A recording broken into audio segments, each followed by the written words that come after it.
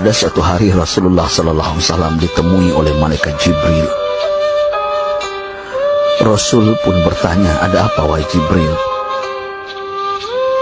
Jibril menjawab, "Wahai Muhammad, sesungguhnya hari ini Allah Subhanahu wa Ta'ala sedang mengobarkan nyala api neraka, dan seluruh para malaikat amat ketakutan. Mereka tidak tahu harus bagaimana. Untung aku ingat," kata Jibril, "bahwa engkau Muhammad adalah sumber cinta dan sayang Allah Subhanahu wa Ta'ala kepada alam semesta. Dengan alasan itu aku kesini, bertabaruk mengambil berkah dengan cinta Allah kepada dirimu, ya Rasulullah, ya Muhammad." Rasulullah terdiam beberapa saat, kemudian bertanya lagi, "Wahai Jibril, ceritakan padaku bagaimana neraka itu sesungguhnya." Jibril menjawab, "Wahai Muhammad, neraka itu bagaikan lubang-lubang yang terdiri dari 7 tingkat. Jarak antara satu lubang dengan yang lain ialah perjalanan 70 tahun. Lubang paling bawah adalah lubang yang paling panas." Nabi SAW meneruskan pertanyaannya, "Lalu siapakah penghuni lubang-lubang neraka itu, wahai Jibril? Sampaikan kepadaku, Jibril." Jibril menjawab, "Lubang yang paling bawah diciptakan untuk orang-orang munafik. Lubang yang berikutnya untuk penyembah berhala, lalu untuk penyembah bintang dan matahari." Jibril terus menerangkan penghuni tingkatan neraka hingga lubang yang kelima, tempat umat Yahudi, dan yang keenam dihuni oleh umat Nasrani.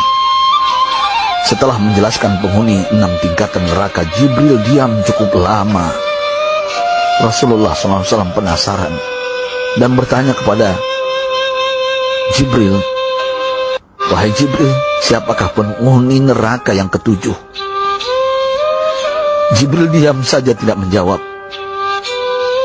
Rasulullah SAW mengulangi pertanyaannya, tapi Jibril tetap diam.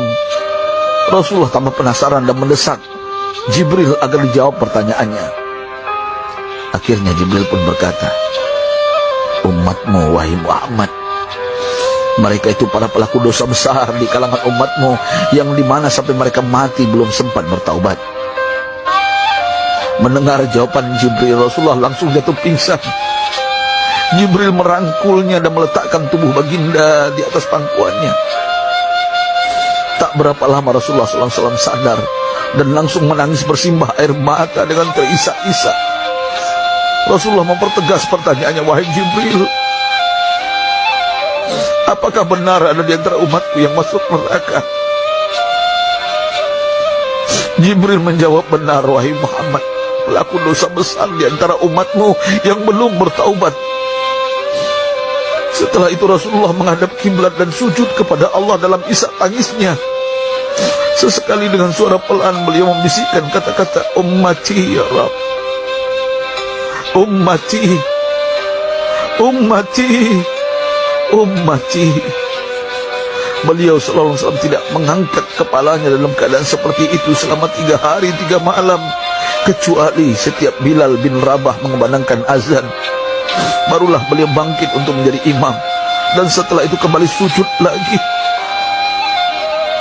Pada hari ketiga Abu Bakar menyadari hal ini, beliau mengetuk pintu Rasulullah dan mengucapkan salam 3 kali, namun tidak terdengar jawaban.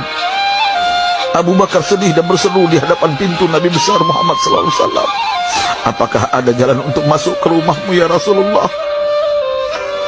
Tetap tidak ada jawaban. Di jalan Abu Bakar bertemu sahabat Umar. "Mengapa engkau menangis, wahai Abu Bakar?" kata Umar. Abu Bakar menceritakan keadaan Rasulullah SAW. Maka Umar pun melangkah menuju rumah Rasulullah dan terjadilah hal yang sama. Umar pun pulang dan menangis. Di jalan Umar bertemu sahabat Salman Al-Farisi. Dengan terisak Umar bercerita kepada Salman hingga membuat dia amat sedih, namun tidak berani mengulangi hal yang sama. Salman melangkah menuju rumah Fatimah radhiyallahu anha dan menceritakan hal itu. Setengah berlari Fatimah menuju rumah ayah tercinta dan mengetuk pintu sambil mengucapkan salam. Mendengar suara lembut putri tercinta, sejuklah dada Rasulullah. Beliau bangkit dari sujud dan membuka pintu. Alangkah terkejutnya Fatimah melihat Rasulullah, ayah tercinta, amat kurus dan pucat. Fatimah memeluknya lalu menangis. Wahai ayah, apa yang terjadi? Mengapa engkau amat sedih seperti ini?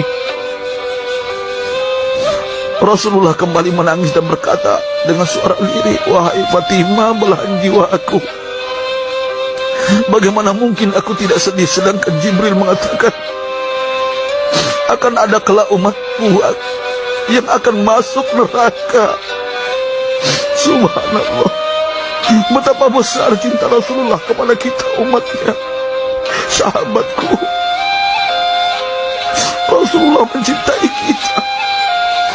Antaman ma'aman ahbabta, engkau akan berkumpul dengan orang yang kau cintai. Mari kita mencintai baginda Nabi besar Muhammad SAW yang mencintai kita umat yang tidak rela kita masuk neraka.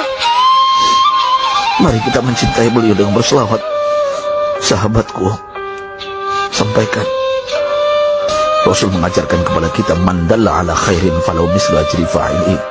Siapa yang menunjukkan kepada kebaikan, maka dia akan mendapatkan pahala seperti orang yang mengerjakannya.